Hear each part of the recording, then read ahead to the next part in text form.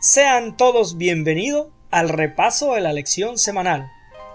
Es un verdadero placer que nos pueda acompañar esta semana.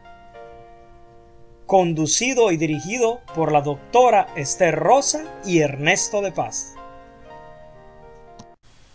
Sean todos bienvenidos, es un verdadero placer que pueda estar con nosotros. Donde quiera que usted se encuentre, no es una casualidad que nos esté acompañando. En este día nos corresponde la lección para esta semana, la lección número 6, para el día 7 de noviembre del 2015.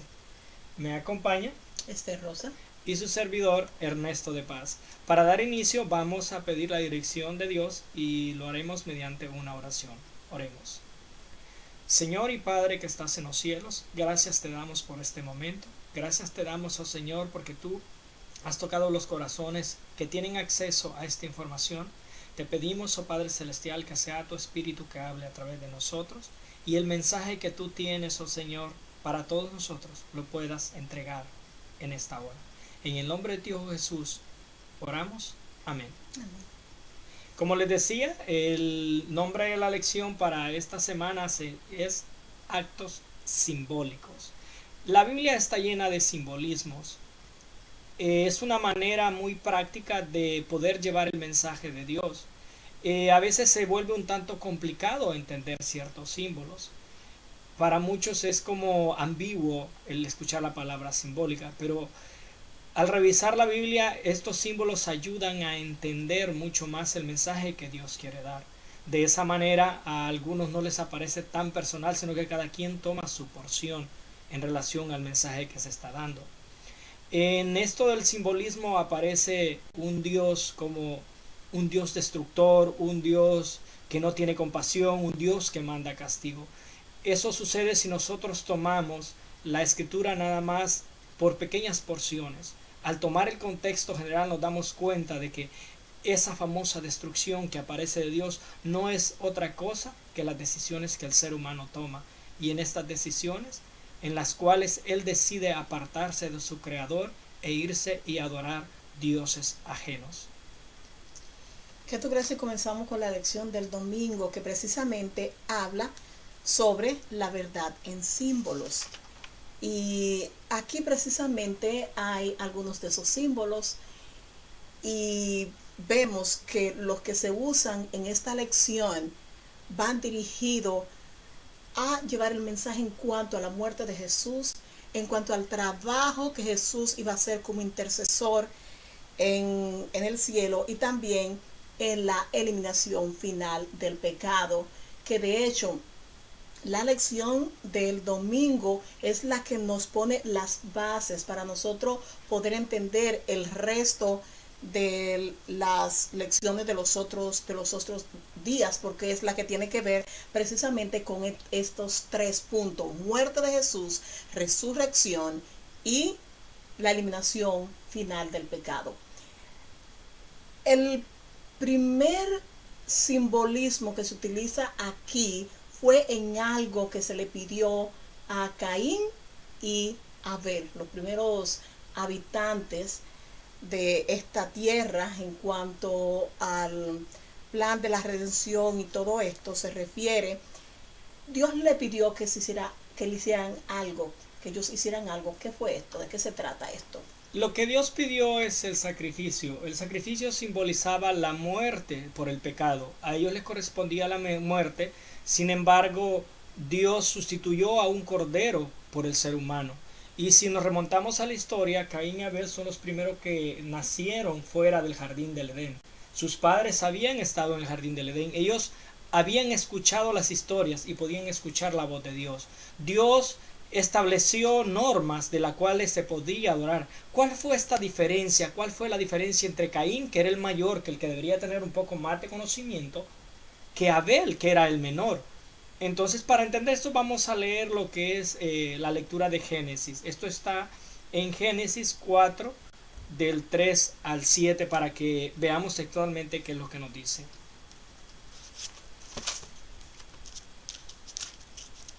Esto está al inicio de nuestra escritura.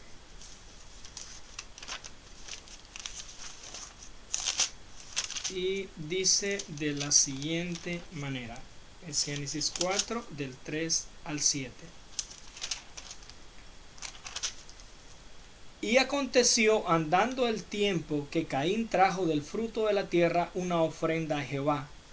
Y Abel trajo también a los primogénitos de sus ovejas, de lo más gordo de ellas, y miró Jehová con agrado a Abel y a su ofrenda, pero no con agrado a Caín y la ofrenda suya, y se ensañó Caín en gran manera y decayó su semblante. Yo lo que no entiendo aquí, lo que no se podría entender es, o sea, cuál fue el problema de Caín y Abel. O sea, Caín dio lo mejor que él tenía a Dios. Lo mejor que él tenía, o sea, él lo que hacía era que él plantaba, era prácticamente agricultor.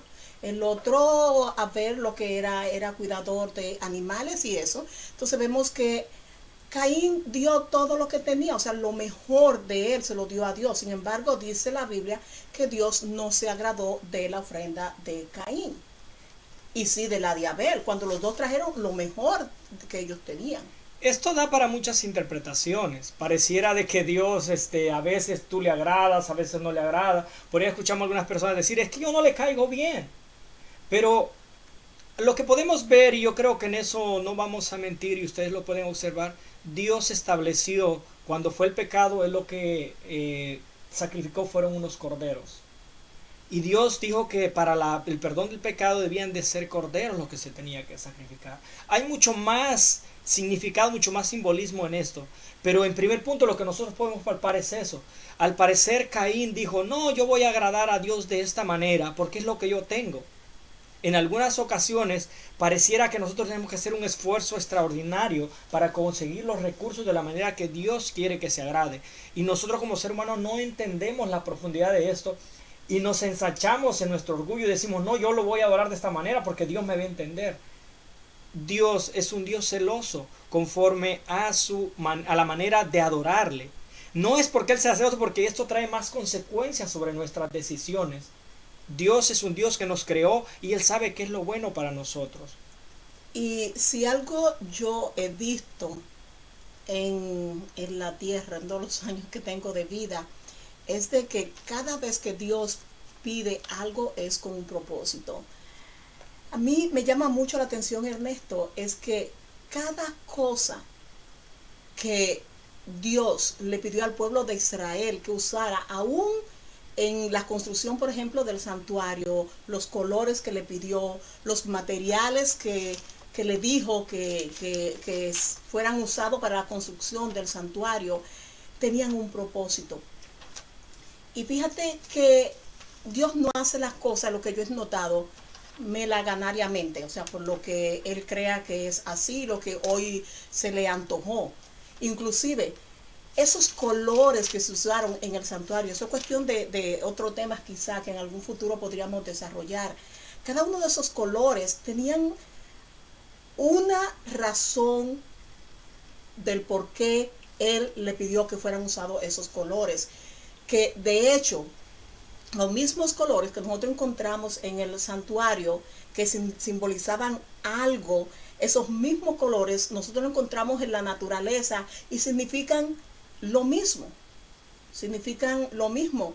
Así que cuando Dios pide que nosotros hagamos algo, lo peor que nosotros podemos hacer es, pues mira, yo creo, es como mi mamá dice, bueno, la Biblia dice, pero yo creo. Entonces generalmente esto fue lo que hizo Caín. Dios pidió esto, que sacrificaran un corderito, pero yo creo que si yo traigo lo mejor que yo tengo, va a ser, Dios se va a agradar de mí, pero no era lo que Dios estaba pidiendo que ellos hicieran. La Biblia lo dice muy bien, dice que Él conoce nuestro corazón. Les comentaba en la lección anterior que nosotros podemos engañar a todos los demás, pero Dios conoce lo que hay dentro. Cuando nos dan una reprensión de algo, nosotros decimos, no, yo lo hago por esta razón. No aclaramos realmente, pero Dios conoce el corazón. Hablando de simbolismos y qué significado tiene esto, otro simbolismo que aparece es el caso de la serpiente. Y esta a mí me llama mucho la atención lo que aparece en esta lectura de la serpiente que Moisés tuvo que levantar.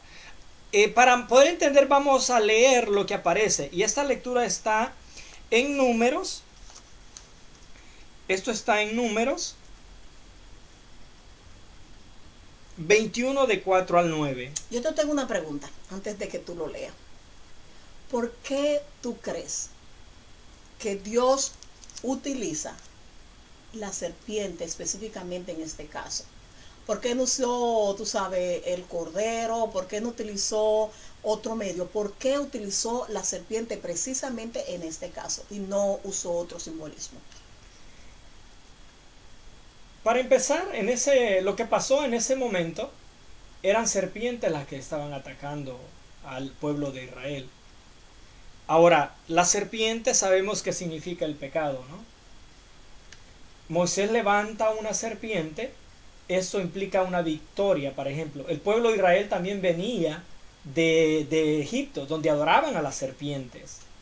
Entonces, tiene muchos simbolismos esto. Hay una parte de la palabra de Dios que dice que la serpiente simboliza a Cristo. La misma serpiente tiene el simbolismo del pecado, del creador del pecado, de Satanás, pero a la vez también simboliza a Cristo. Esto nos da un conocimiento mucho más amplio del simbolismo. ¿En qué momento se está utilizando un símbolo y lo que Dios está pidiendo y en qué momento no? La misma cosa puede servir para salvación y puede servir para perdición. Que de hecho no debemos olvidar de que si hay algo que ellos iban a entender a su cabalidad en esos momentos era el simbolismo de la serpiente. Y déjame decirte por qué. Ellos estaban cruzando por un desierto. Y en el desierto abundan, y en ese lugar abundaban muchísimo, abundan las serpientes venenosas. Y ellos no estaban siendo mordidos por ningún tipo de serpiente, porque ellos contaban con la protección divina. Y como ellos contaban con la protección divina, la serpiente no los mordía. Ahora vamos a leerlo, porque hay algo bien interesante que yo quisiera decir. Bien, vamos a dar lectura. Es Números 21 del versículo 4 al 9 y dice de la siguiente manera: después partieron al monte de Jor, camino del mar Rojo, para rodear la tierra de Edom, y se desanimó el pueblo por el camino, y habló el pueblo contra Dios y contra Moisés: ¿por qué nos hiciste subir de Egipto para que muramos en este desierto? Pues no hay pan ni agua, y nuestra alma tiene fastidio de este pan tan liviano. Y Jehová envió entre el pueblo serpientes ardientes que mordían al pueblo, y murió mucho pueblo de Israel. Entonces, Ernesto, aquí se podría ver, porque es lo que está diciendo el versículo, que Dios envió serpientes para que mordieran al pueblo. Y si nosotros recordamos lo que estaba diciendo al principio, era las serpientes estaban ahí. No lo mordían, no mordían al pueblo porque contaban con la protección divina. Al pueblo comenzar a murmurar, y fíjate lo que ellos estaban diciendo, pero ¿por qué hemos de morir aquí en el desierto? Y comenzaron a murmurar en contra de Moisés y Dios. Ellos estaban prácticamente diciendo, ¿y por qué Dios nos ha mandado a que nosotros muramos en el desierto? No, Dios lo estaba protegiendo, por eso no había muerto en el desierto de picaduras de la serpiente. Pero al ellos ponerse a murmurar, Dios le quita la protección y ellos comienzan a ser víctimas de las serpientes venenosas. El ser humano es un tanto desagradecido. Y para que comprueben esta parte de que no es que nosotros lo estamos buscando, que fue la protección, pueden buscar ustedes su tiempo, toman su tiempo, Deuteronomio 8:7, ahí dice qué lugar era donde ellos estaban, que era un lugar de serpientes. Déjame leerlo. Dice, ¿de dónde salieron de pronto tantas serpientes? En Deuteronomio 8:15 dice, el Señor te guió a través del vasto y horrible desierto, esa tierra reseca y sedienta, llena de serpientes venenosas y escorpiones. Te dio el agua que hizo brotar de la más dura roca. Entonces nosotros podemos notar con esto que Dios estaba controlando la serpiente de Israel. O sea, para que no picara al pueblo de Israel. Ellos estaban en una burbuja. Ahora, cuando hablan de la comida liviana, ellos estaban quejándose del maná. Sí. Ellos se estaban quejando de la alimentación, de la manera que Dios los está alimentando, Dios los estaba llevando. Ahora, aquí podemos ver de que Dios, cuando habla Dios de un castigo, no es que Él se enfurece y va a enviar a destruirnos. Él lo que hace, Él se retira. En este caso, Él retiró su protección. Al retirar su protección, el pueblo se dio cuenta toda la protección que Dios tenía, que Dios les había dado. Ahora, nosotros como cristianos, que ya nos estemos quejando, pero ¿por qué nosotros como cristianos estamos llevando esta vida? Que mira, los que no siguen a Dios están teniendo bendiciones y nosotros estamos sufriendo por aquí, sufriendo por allá. ¿No será que nosotros también Dios nos está protegiendo de muchas cosas? ¿Cuántas veces hemos salido y hemos regresado con bien? Hemos tenido accidentes y Dios nos ha librado. Infinidad de cosas. Si comenzamos a contar, yo creo que no terminamos. Vamos a continuar leyendo en el 7 para que veamos de aquí siempre de números, para que ¿qué fue la reacción del pueblo cuando se dio cuenta de lo que estaba pasando, que habían cometido un error. Dice en el 7: entonces el pueblo vino a Moisés y dijo: hemos pecado por haber hablado contra Jehová y contra ti. Ruega a Jehová que quite de nosotros estas serpientes.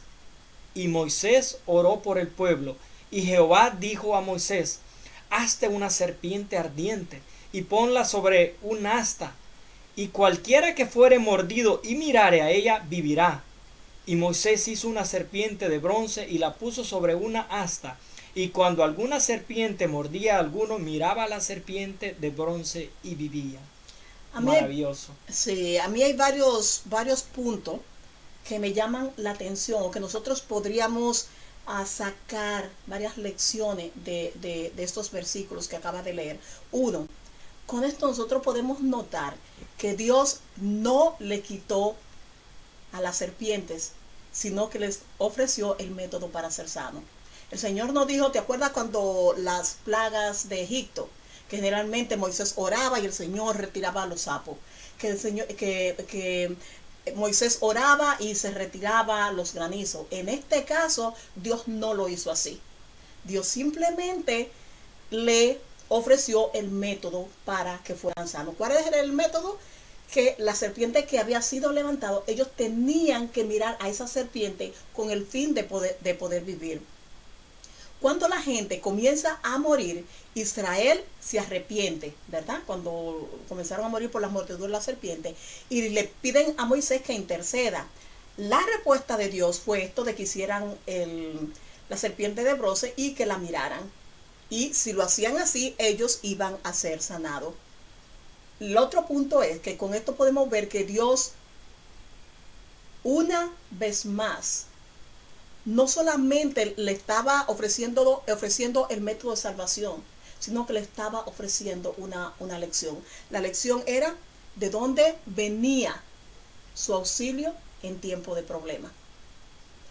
Y en segundo lugar, mirando hacia el futuro, que ellos pudieran entender, y yo creo que toda la generación que vendría de ahí en adelante, qué era lo que Dios iba a hacer por ellos, por nosotros, en el futuro, cuando viniera a esta tierra como Mesías. Me llama la atención el hecho de que hay personas que me han comentado de que la fe nomás es del Nuevo Testamento. Y la palabra de Dios es maravillosa. Este es un acto de fe. Por ejemplo, Dios estaba ahí para todos incondicionalmente. En este caso de las serpientes, ellos tenían que ver a la serpiente, creer en que con voltear la cabeza para creer que Dios les estaba de su auxilio, ellos evitaban ser muertos. La fe es algo importante para seguir a Dios. Si no tenemos fe, no podemos servirle, dice la palabra de Dios. Me llama también un poco la atención, hay otra lectura hablando de la misma serpiente y al final. Por ejemplo, si vamos a Reyes, en Reyes, Segunda de Reyes 18:4, aparece de que esta serpiente fue destruida. La misma serpiente que Moisés había levantado en el desierto y era como un acto de fe de ver esta serpiente, ¿se podían curar? ¿Qué pasó? ¿Qué pasó con esta serpiente? ¿Qué comenzaron a hacer? Ellos comenzaron el tiempo del rey Ezequías, comenzaron a adorarla. Increíble. Y ellos comenzaron a adorarla, dice el relato bíblico, en la misma época que ellos también comenzaron a adorar a Acera. Y lo que Dios le había ordenado de que fuera un método de fe, ¿verdad? Ahora se estaba convirtiendo en una mirada de idolatría. Mirada de fe, ahora una mirada de idolatría. Como dijimos al inicio de la lección, como comentábamos, Dios utiliza símbolos en su momento. Dios te dice de la manera que le tienes que servir. Dice en Juan 12:32 cuál era el verdadero simbolismo de esa serpiente que se había levantado en el desierto. Dice, y yo, si soy levantado de la tierra, atraeré a todos a mí mismo. O sea, prácticamente lo que tú estabas diciendo hace un rato, es muy difícil entender el Nuevo Testamento si nosotros no ponemos las bases que son las que existen en el Antiguo Testamento del por qué todos esos simbolismos que aparecen allí y el por qué en el Nuevo Testamento se hicieron las cosas como se hicieron, porque ya Dios había predicho de antemano que era lo que iba a hacer cuando a través del Antiguo Testamento le da todo estos simbolismos a su pueblo. Vamos a la lección del lunes. Allí hay otro simbolismo bastante importante y extraño que comenzamos a desarrollar la semana pasada. Y en el libro de Jeremías, nosotros encontramos una historia bien detallada, que es la historia del alfarero. Pero para nosotros podemos entender esto, ¿por qué la historia del alfarero? Yo creo que es de suma importancia que nosotros leamos a Génesis 2:7, que habla sobre la creación del hombre. Bien, vamos a ver Génesis 2:7, a ver qué nos dice. Entonces Jehová Dios formó al hombre del polvo de la tierra y sopló en su nariz aliento de vida, y fue el hombre un ser viviente. En esto, aquí yo estoy viendo dos puntos bastante importantes. Uno es de dónde viene el hombre, que es del polvo de la tierra, y el otro es quién es que le da forma a este polvo, a este barro. Entonces, si nosotros ahora leemos y repasamos la historia del alfarero, yo creo que podemos entender mejor el simbolismo que Dios quiere aquí que su pueblo entienda. Y podemos entender también las palabras que Dios dijo a través del profeta Jeremías. El alfarero y el barro. Y aquí yo creo está del 18:1 al 10. Son 10 versículos. Y aquí hay dos o tres versículos, dos o tres puntos importantes que yo quisiera recalcar. Leemos en Jeremías 18 y voy a leer el versículo 4. Aunque ustedes van a ver todos los versículos en su pantalla, vamos a recalcar en el versículo 4. Dice, y la vasija de barro que estaba haciendo se echó a perder en la mano del alfarero, así que volvió a hacer de ella otra vasija, según le pareció mejor al alfarero hacerla. Ustedes se recuerdan que la semana pasada nosotros decíamos, cuando leímos todos los versículos del capítulo 18, de que Dios quería transmitir un mensaje al pueblo, de los tantos mensajes que le había enviado a través del profeta Jeremías. Y lo mandó a que observara a un alfarero, lo mandó a la casa del alfarero. Entonces aquí en el versículo 4 le dice, lo que él observó fue que la vasija de barro que el alfarero estaba haciendo se echó a perder precisamente en la mano del alfarero. Esto lo lógico que se debe de venir a nuestro pensamiento, ¿qué culpa tiene la vasija de que se rompa en las manos del alfarero? ¿Será porque el alfarero No tuvo el cuidado no suficiente. tiene el cuidado suficiente o es inexperto el alfarero? ¿Será por eso? Cuando Dios creó al ser humano, ah, dice que no solamente lo hizo a la imagen de Dios, sino también que le dio potestad, le dio libre albedrío de hacer y manejar, o sea, todas las cosas, toda la creación de Dios. Y sí es cierto de que la vasija se rompió en mano del alfarero. Esto no quería decir que el alfarero era el culpable. ¿Tú has trabajado con barro antes o no? Sí, de hecho, en mi niñez nosotros hacíamos teja, hacíamos ladrillo. Y cuando tú estás haciendo, tienes que encontrarle el punto. Es una mezcla muy simple porque es con agua, simplemente es con agua, no es algo complicado. Pero es como amasar el pan, me refiero, tú le tienes que dar, nosotros decíamos batirlo bien, mezclarlo bien. Entonces al mezclar la arcilla con la tierra blanca, si tú no tienes, si no lo has mezclado bien, si no has terminado de mezclarlo y la quieres hacer, en ese momento se te rompe. Me refiero, los ladrillos no quedan bien, se rompe la teja, se rompe el ladrillo. Entonces es todo un proceso. Pero para entender mejor esta parte, vamos a ver de qué se trata eso cuando se rompe la vasija. Por ejemplo, dice en el 6, en el versículo 6 dice: ¿no podré yo hacer de vosotros como este alfarero, o casa de Israel? Dice Jehová. He aquí que como el barro en la mano del alfarero, así sois vosotros en mi mano, oh casa de Israel. Y dice en el 7: en un instante hablaré contra pueblos y contra reinos, para arrancar, derribar y destruir. Prácticamente dice, va a haber un momento en el cual yo le diré a mi pueblo, te voy a destruir. ¿Pero por qué? Si se está arruinando su mano. Porque Dios los está formando. La formación de Dios te manda instrucciones. A nosotros nos está mandando instrucciones. Cuando nosotros no seguimos instrucciones, en ese momento nos rompemos. Pero hay una esperanza porque Dios nos está formando. Nos dice, no, espérate, te vas a romper, vuélvete. Entonces, te está mandando a hacer observaciones. Tú tienes que seguir esas observaciones. A mí me gustó mucho el ejemplo que tú pusiste de cuando ustedes hacían barro. Y me gustó una palabra, me llamó mucho la atención. Una de las palabras que utilizaste fue de que hacer la masa es algo simple. Y me llega a la mente lo que dijo el sabio Salomón, que Dios hizo al ser humano simple, pero que nosotros no habíamos complicado la vida con muchos artificios.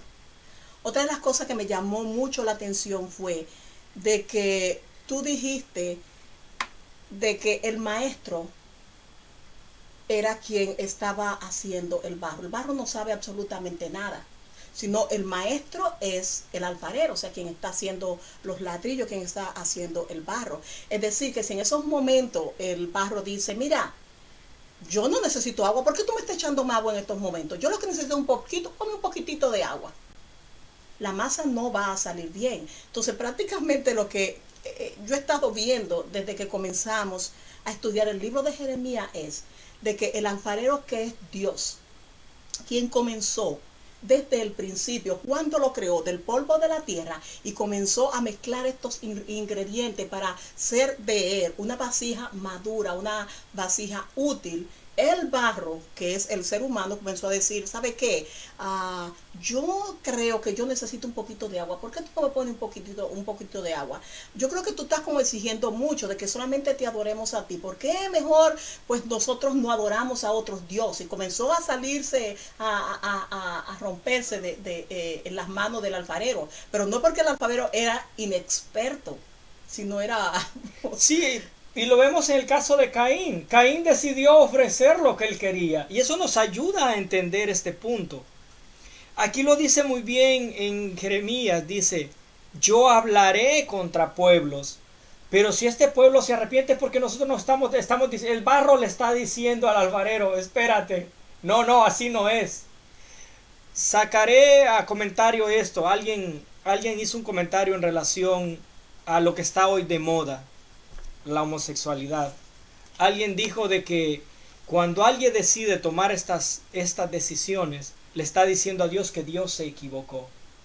Es algo, por ejemplo, a mí me pareció como algo muy fuerte, que alguien me dijo, pero eso no tiene que ver. Pero Dios nos dice, cuando Dios te habla, es porque Dios te quiere. Dios quiere que le escuches y sigas las instrucciones.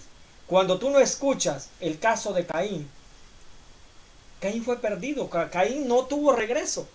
Pero será porque Dios no le habló, Dios le habló y la actitud de él fue una actitud totalmente diferente, una actitud soberbia, lo que yo quiero hacer, y todavía reclamándole a Dios, oye, me van a matar, me va a pasar esto.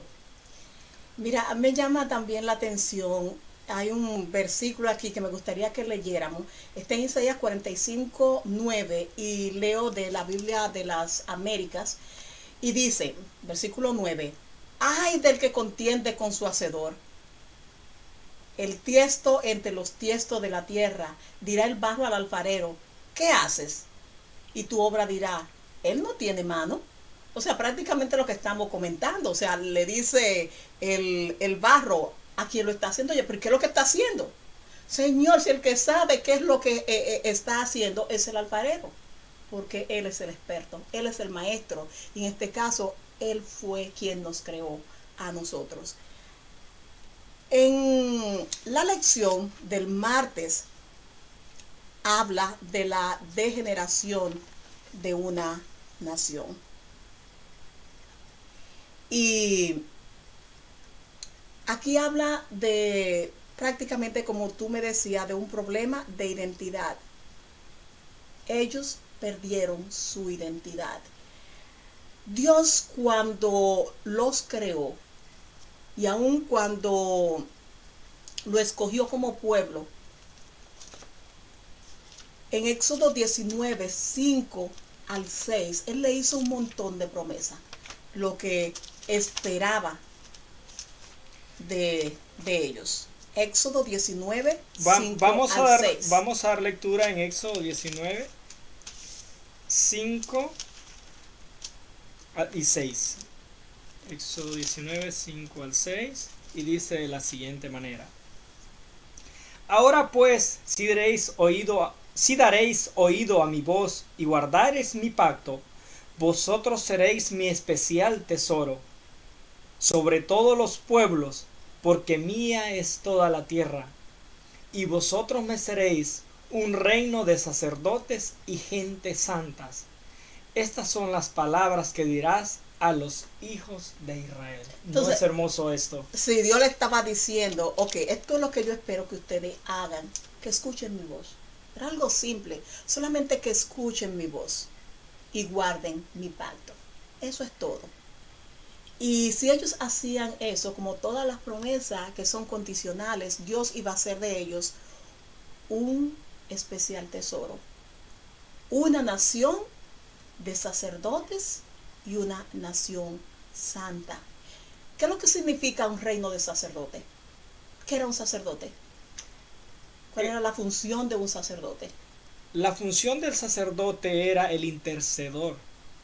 El sacerdote servía de intercesor. De hecho, en la palabra de Dios nosotros encontramos que Dios, Jesucristo, es nuestro sumo sacerdote. Él es nuestro intercedor por los pecados. Dice la palabra de Dios que Él nos mandó a ser cabeza y no cola. Ahora, para ser cabeza tienes que escuchar órdenes. La cabeza es la que piensa. Exacto. Y el pueblo de Israel fue llamado a hacer eso, a ser dirigente del mundo, no solo de su nación, a ser el dirigente de toda la creación. Entonces, eso era así, ellos oían la voz de Dios y seguían su pacto. Pero ¿qué pasó? Este pueblo perdió su identidad. Precisamente porque no hizo eso. No oyó la voz de Dios ni siguió su pacto. Pero para que entendamos, vamos a ver qué es lo que dice que fue lo que hicieron ellos. En vez de ser sacerdotes y ser nación santa, ser la cabeza, que terminaron siendo. Para ello vamos a leer en Jeremías 19, 4.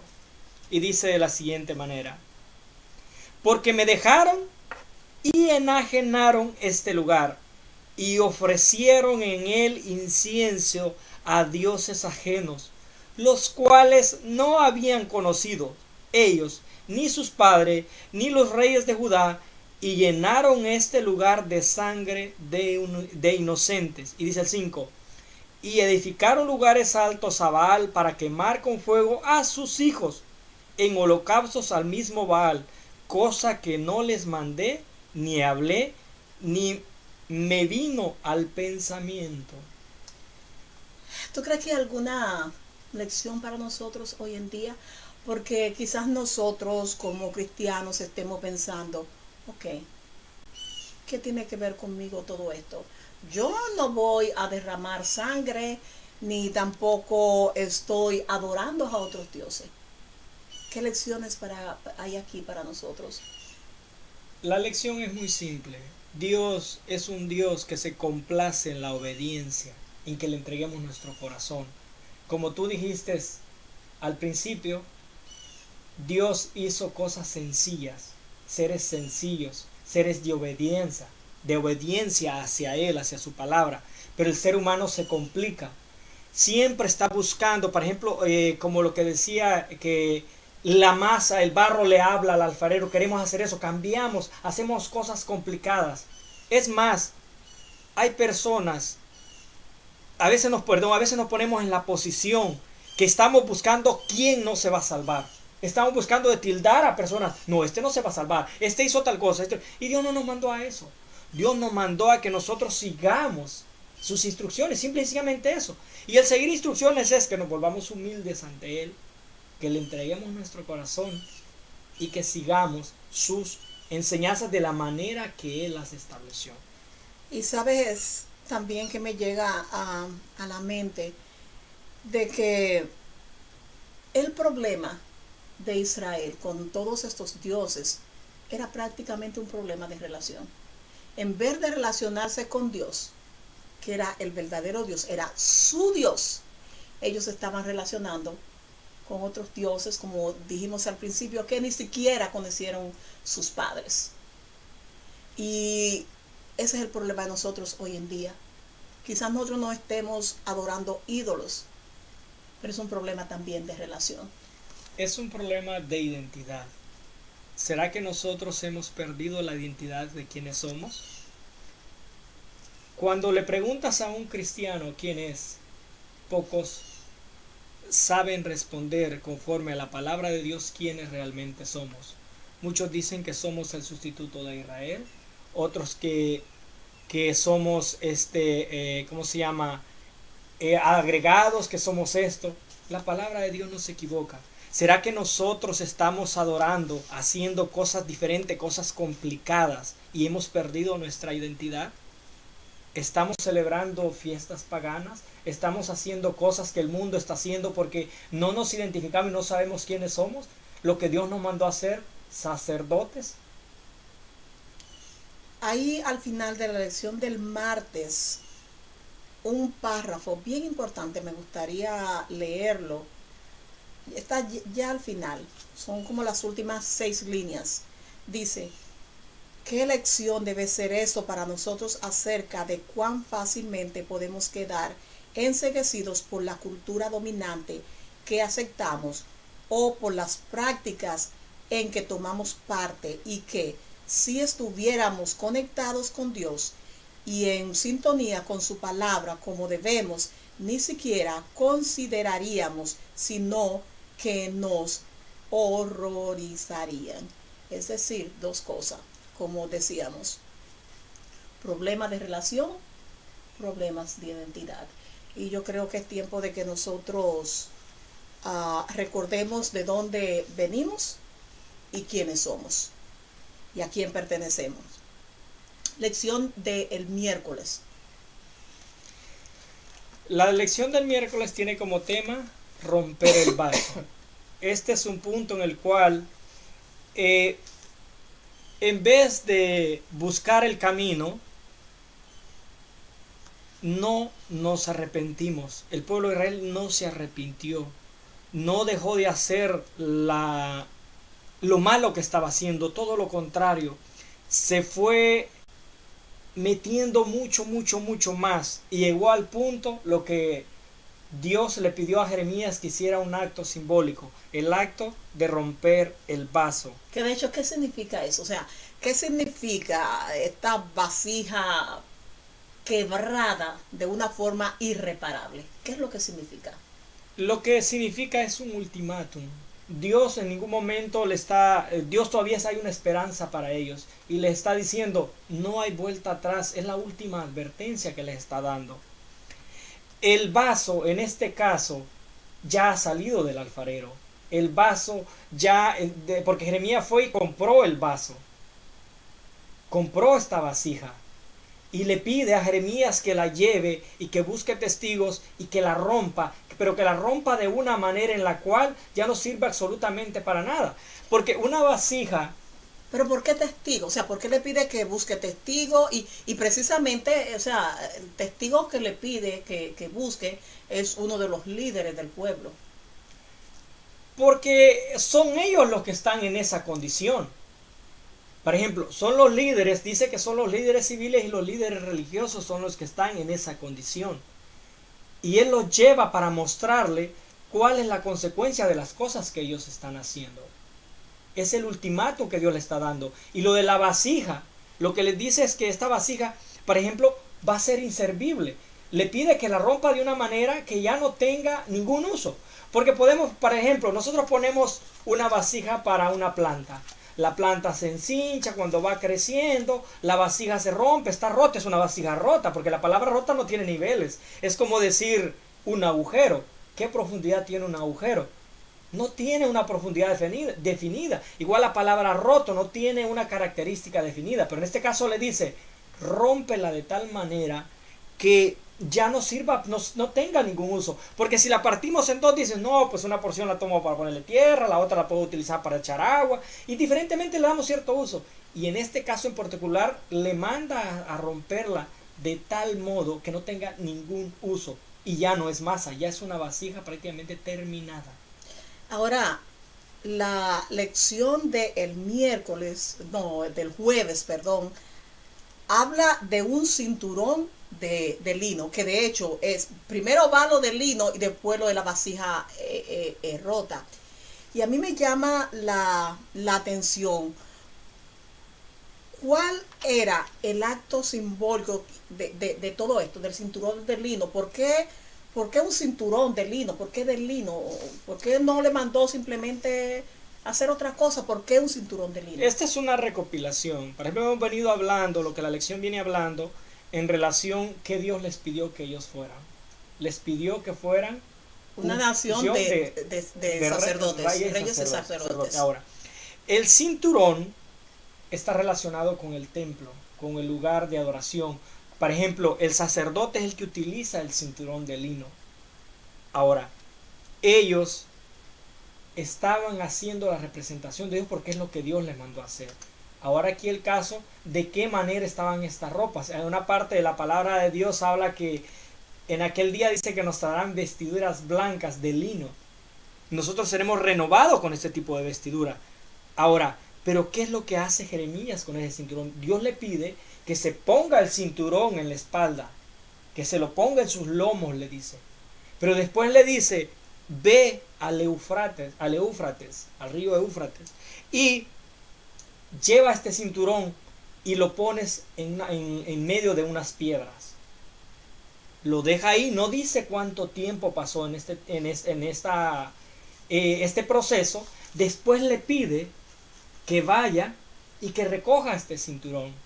Muchos dicen de que sería quizás un tanto imposible hacer ese recorrido, porque era un recorrido muy largo. Por ejemplo, el río Éufrates Esdras hizo un recorrido, y eso lo podemos ver en Esdras 7:9, y son distancias larguísimas, estamos hablando de muchas millas.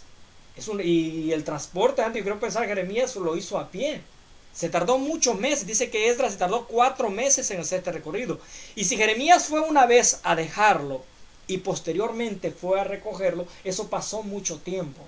Ahora, este simbolismo tenía que ver también con el hecho, lo que significa cuando tú regresas a tu hogar de un viaje muy largo, la alegría de volver a ese lugar. Le estaba mandando el simbolismo de lo que les iba a pasar. Ahora, ¿qué fue lo que le pasó al cinturón? Fue Jeremías, no dice el tiempo, pero vieron pasar varios meses. Cuando tomó el cinturón, Jeremías lo encontró que este cinturón estaba podrido, estaba inservible. ¿Qué les estaba diciendo? Su sacerdocio está podrido. Ustedes están inservibles para lo que yo les mandé a hacer. Ay, Padre, qué miedo. ¿Tú crees, Ernesto, que es posible que nosotros podamos llegar a un punto en nuestra relación con Dios en que las cosas no tengan arreglo?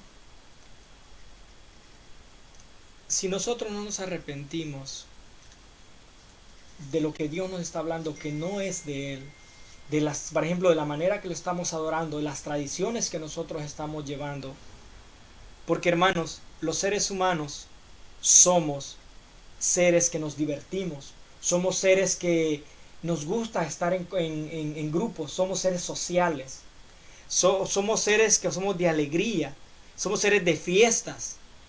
Entonces eso es lo natural. Ahora el caso sería ver de qué manera nosotros estamos sirviendo a Dios.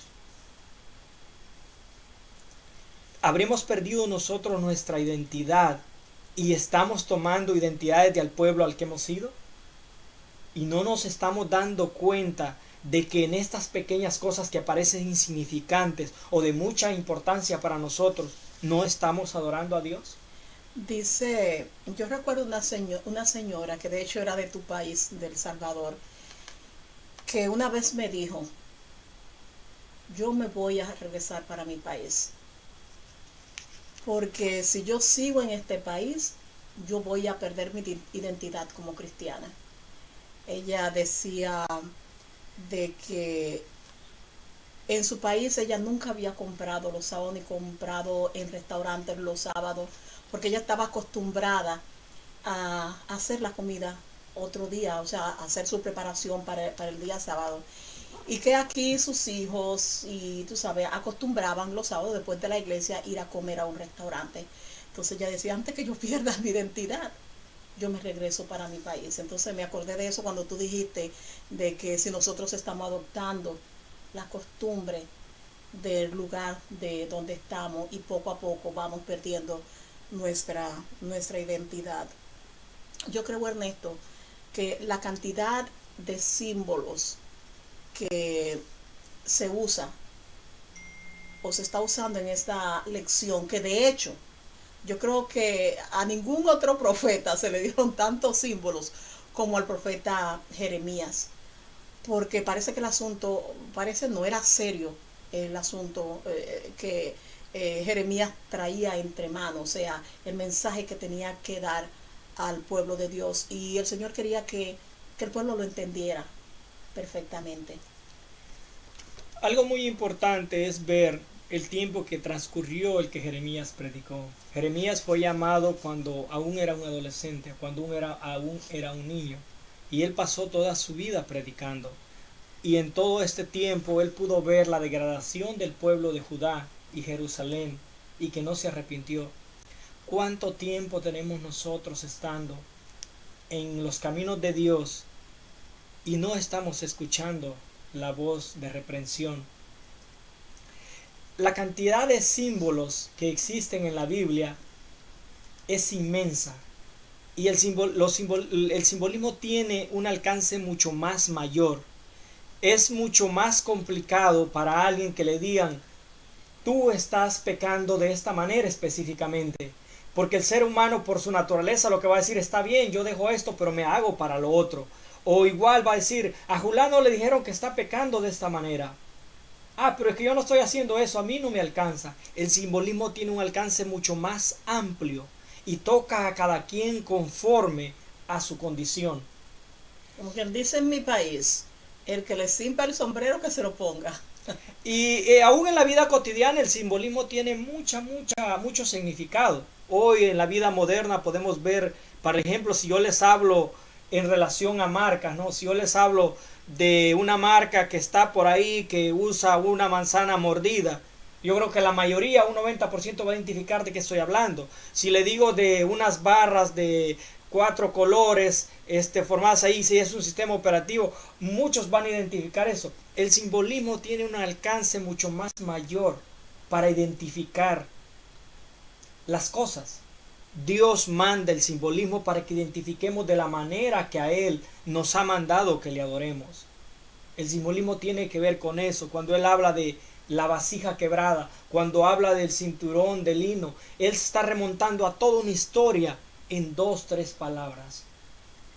Pues yo creo que si algo nosotros tenemos que recordar de la lección o de repaso de la lección de escuela sabática de esta semana es de que a veces sí puede haber, aún en el mundo espiritual, un lugar de no retorno. Porque si recordamos el mundo antediluviano, Dios dijo en una ocasión que se arrepintió de haber creado al ser humano y la destrucción vino. También cuando le dio aquella sentencia a Efraín, Efraín es dado a ido, déjalo. Y yo creo y quiero pensar de que nosotros no somos diferentes a ellos. Que llega un momento, como se le llama en teología, el pecado contra el Espíritu Santo, en que nuestra conciencia ya se adormece de una forma tal que ya los mensajes no entran por un oído y no salen por el otro. Y quiera Dios que no se nos diga o se nos haga la misma sentencia que el pueblo antediluviano, que el pueblo de Israel, donde se rompe la vasija como símbolo de que ya tú eres inservible, ya yo no quiero lidiar más contigo. Hay una porción de la palabra que dice que su pueblo se perdió por falta de conocimiento. El llamado que Dios nos está haciendo es que busquemos información busquemos información para saber qué es lo que nosotros estamos haciendo, la manera que estamos sirviendo a Dios, y encontremos la identidad que Dios quiere.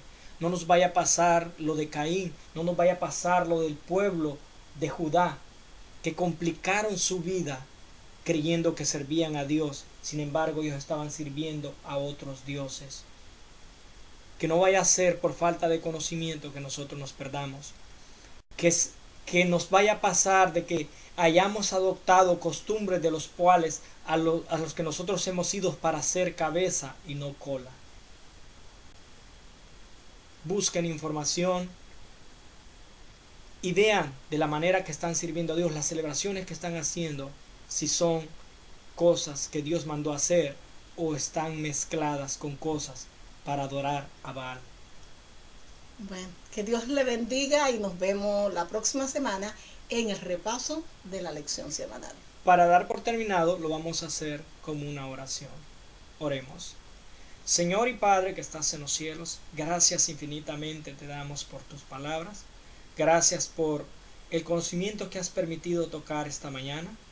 Te pedimos, oh Señor, que seas tú el que toque nuestros corazones, Padre, para que esta información nos ayude a no llegar a este punto de no retorno, Señor, sino en el caso de la vasija que estaba con el alfarero en el momento que le estaba haciendo, Señor, en el proceso de formación, que sea nomás un pestañeo en el cual estamos tratando de decirte a ti de qué manera hacer las cosas con nosotros. Como dijo Isaías en el versículo 54, estamos aquí, Señor, haz de nosotros conforme a tu voluntad. Nosotros somos barro y tú eres el alfarero. En el nombre de tu Hijo Jesús pedimos y oramos. Amén. Amén. Ha sido un verdadero placer. Espero les haya tocado su corazón y los esperamos la próxima semana. El Señor les bendiga.